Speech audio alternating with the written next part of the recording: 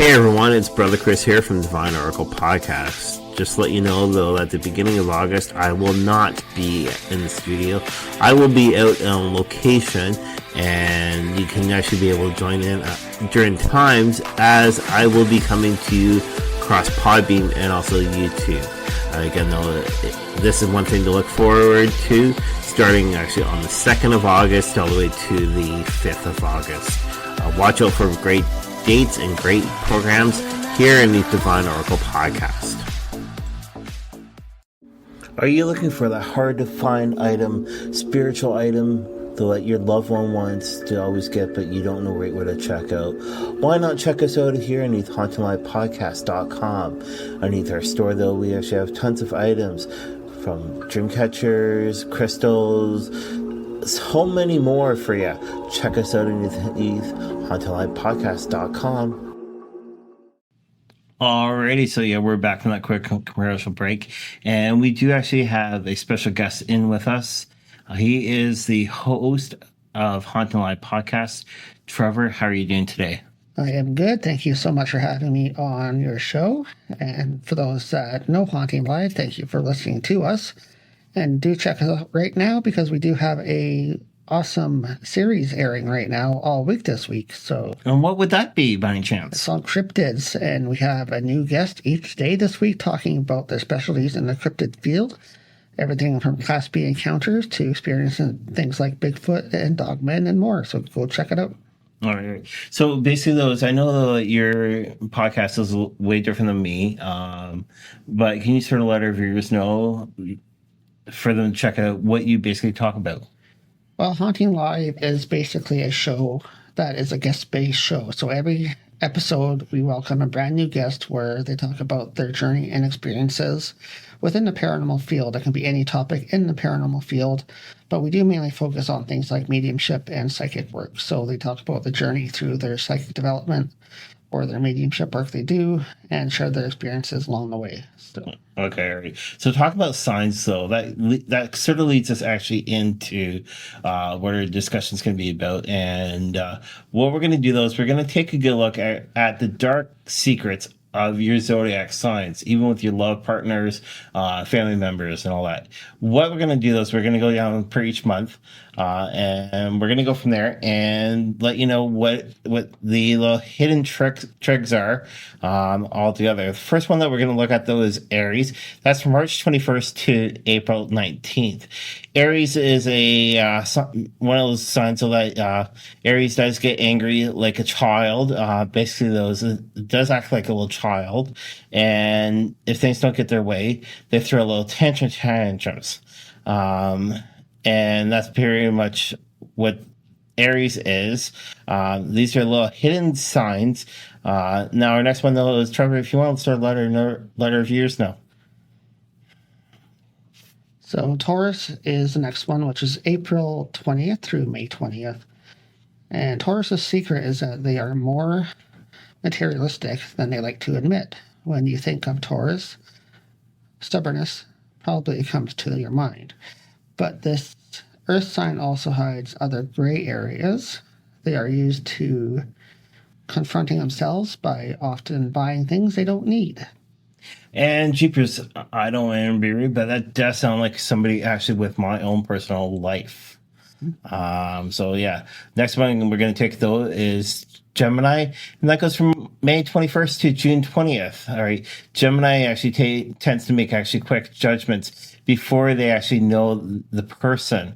And this is one thing, though, that's not good, though. The reason why is because knowing the person, though, at first, though, it can be a different thing. Like right when we were growing up, we were always told, don't judge a book by its cover. And that's what basically Gemini does, is judge actually others just by the very first meeting. And again, all that's wrong. So our next one, though, is? Next up is Cancer, June 21st through July 22nd. Cancers, people that are Cancer, love to feel sorry for themselves. They tend to take things to heart and take everything personally. They are very touchy and can become angry and often offended by others. Do you know anybody like that? That sounds a lot like somebody I know. Yes, that would be So, you. it's like us. And this is your birth sign, though. You're a Leo, though you're from actually the July 21st to the August 22nd. Leo is one of the zodiac signs, so that needs to have a lot of compliments. And he or she likes to actually be able to start for the highest points. Actually, their ego is always too big. And for those of you wondering sort of what we are talking about with these little topics here, these are kind of the darker sides of the zodiac. So that's what we're going through. But next one up on the list is Virgo, which is August 23rd to September 22nd. Virgos will fight against their inner demons. They are known for their analytic skills and perfectionism. They act like they are everything under control, but are constantly on the defensive. Jeepers. That sounds like one of the co-hosts here, actually, at Divine. We're not going to mention who it is since I have two co-hosts. Our next one, though, that we're looking at, though, is Libra. Goes from actually September 23rd to October 22nd. Now, Libra always wants to actually please others. And there's a little bit more information if you want to sort of read that. Yeah, so Libras want to, like you said, always please everyone. They are constantly in search of peace with others and are ready to do anything to make everyone like them. All right. Our next one, though, is Scorpio. Scorpio is October 23rd through November 21st. Scorpios can seem like detectives at times and often poke their noses into other people's business. They can be extremely jealous and are especially suspicious of others. All right.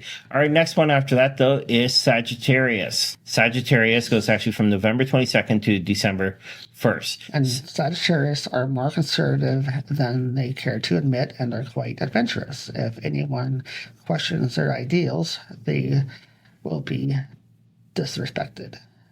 Our next one, though, that we're going to take a quick look at, though, is Capricorn.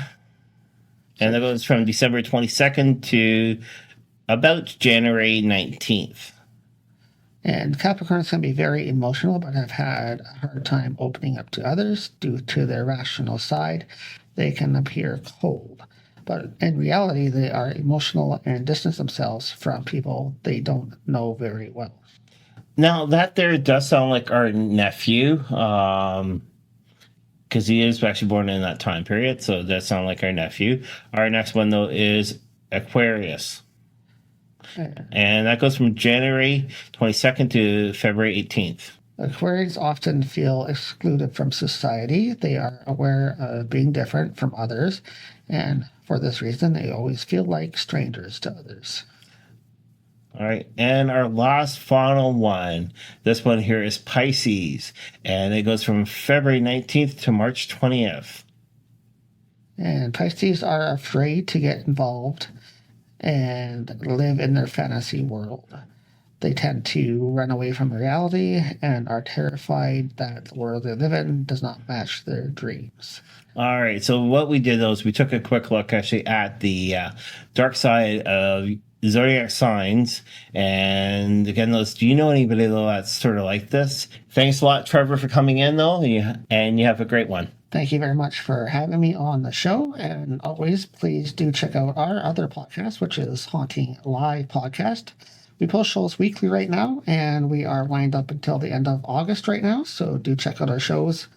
And like I said, there is a new guest each episode, so you get a brand new topic and guest each episode. Follow us here at Haunting Live, our new shows, and we are honored to have a brand new co-host on our shows now.